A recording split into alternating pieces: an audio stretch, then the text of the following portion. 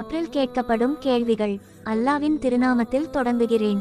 அன்புக்குரிய என் ஈமானுடைய சகோதர சகோதரிகளே, அல்லாவின் சமாதானமும் அருளும் உங்கள் மேல் உண்டாவதாக. நாம் இந்த உலகத்தில் ஒரு பயணிக்குள்ளோம். ஒரு நாள் இந்த வாழ்க்கை முடியும். மரணம் நம்மை சந்திக்கும். அது நிச்சயமான ஒன்று. ஆனால் மரணம் எல்லையல்ல சகோதரர்களே, அது ஒரு புதிய பயணத்தின் தொடக்கம். நபி நம்மிடம் கூறியிருக்கிறார், மனிதன் மறைவுற்றவுடன் 2 மலக்குகள் முன்கர் மற்றும் நக்கீர் வருவார்கள். அவர்கள் இந்த உலகத்தில் நாம் எப்படி வாழ்ந்தோம் என்பதை தெரியாமல் கேட்பதல்ல. அவர்கள் நாம் உண்மையில் யாரென்று உலகத்திலேயே எப்படி இருந்தோமோ அதற்கேற்ப கணக்கெடுப்பார்கள். முதல் கேள்வி, மன் ரப்புகா, உன் இறைவன் யார்?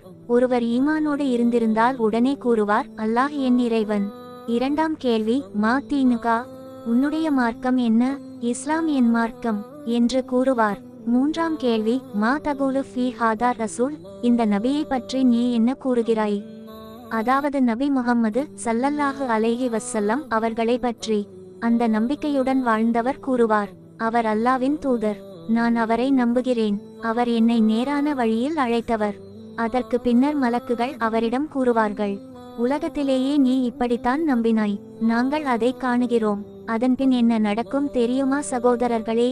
அவரது கப்ரு மண்ணறை விசாலமாக்கப்படும், ஒளியால் நிரப்பப்படும்.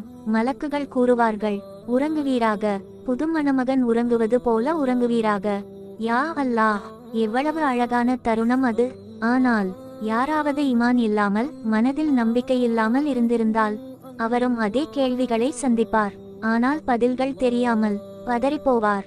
அவர் கூறுவார், மக்கள் சொல்வதை கேட்டேன், எனக்கு தெரியாது. அதற்கும் மலக்குகள் பதிலளிப்பார்கள், உலகத்திலேயே நீ இப்படித்தான் இருந்தாய். பிறகு அவரது மண்ணறை நெருக்கப்படும், அவரது எலும்புகள் நொறுங்கும். வேதனை, வேதனை, வேதனை. இது நம்மில் யாருக்கும் வேண்டாமல்லவா சகோதரர்களே?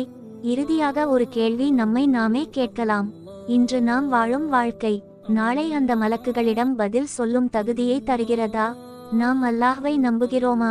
நம் மார்க்கத்தை உண்மையாக பின்பற்றுகிறோமா? நபியை ஸல்லல்லாஹு அலைஹி வஸல்லம் நம் வாழ்க்கையில் வழிகாட்டியாக வைத்திருக்கிறோமா? இது நாம் இப்போதே எண்ண வேண்டிய நேரம். அல்லாஹ் நம்மை அந்த 3 கேள்விகளுக்கு தெளிவாகவும் திடமாகவும் பதில் சொல்லும் ஈமான் உடையவர்களாக மாற்றி வைக்கட்டும். நம்மை ஒளியுள்ள கப்றுகளுக்கு தகுதியுள்ளவர்களாக மாற்றட்டும். ஆமீன் யா ரப்பல் ஆலமீன். வஸ்ஸலாமு அலைக்கும் வ ரஹ்மத்துல்லாஹி வபரகாத்துஹ்.